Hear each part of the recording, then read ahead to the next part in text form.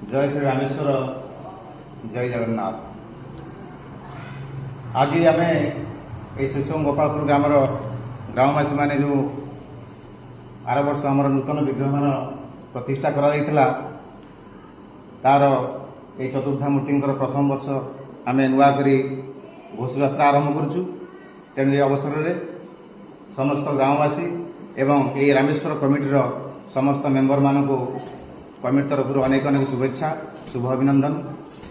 जाओ आम आज आमर जो द्वादश यात्रार जो अयमारंभ करागला स्नान यात्रा तार आज आम अयमारंभ करूँ जहाँ आपण मैंने ज्येष्ठ यात्रा कही था। द्वादश यात्रार प्रथम यात्रा स्नान यात्रा आज महाप्रभु स्नान यात्रा करा जिवो एवं ये अवसर में आम जो नूतन रथ यात्रा निर्माण करूँ महाप्रभु तार आज काठ अनुकूल करागला।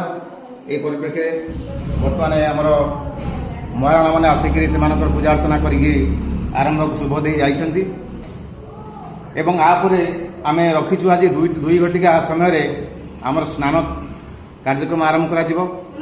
आज रत्नवेदी महाप्रभु बाहरिबे स्नान वेदी की एवं ये अवसर में आज आमर से जो चुआ चंदन केशर कर्पूर स्नान करेंगे सुभाषित जल स्नान करेंगे एवं जो पंचभूत स्नान कर विधि अच्छी तार कार्यक्रम करा जिवो।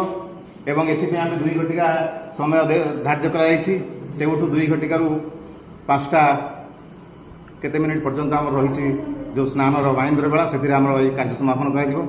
तेणु मु ए जरिया समस्त आमर ग्रामवासी सुसंगपाल ग्रामवासी एवं यही कमिटीर जो सदस्या एवं आमर जो ये मंदिर परिचालना जो पुरोहित अच्छा एवं जो अन्य माने जो श्रद्धालु भक्तबृंद मानक आम अशेष धन्यवाद देउछु एवं आम समस्त अनुरोध करुछु आपण माने समस्ते ये प्रभु कार्यक्रम सामिल हुंतु।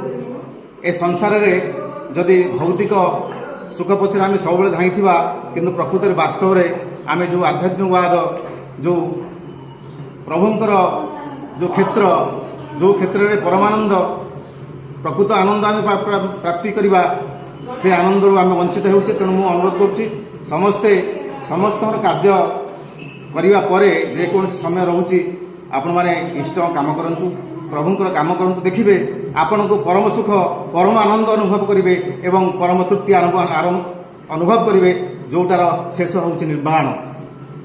आ पुनर्जन्म ना ये मनुष्य जन्म जो पुनर्जन्म ही आम मैंने सब मनुष्य जन्म जो दुख कष्ट पाचे तार आउ जन्म हेब ना। आपण मैंने समस्ते से सच्चिदानंद परमात्मा परम प्रेमय अंगरे आम समस्ते लीन हो। जय जगन्नाथ।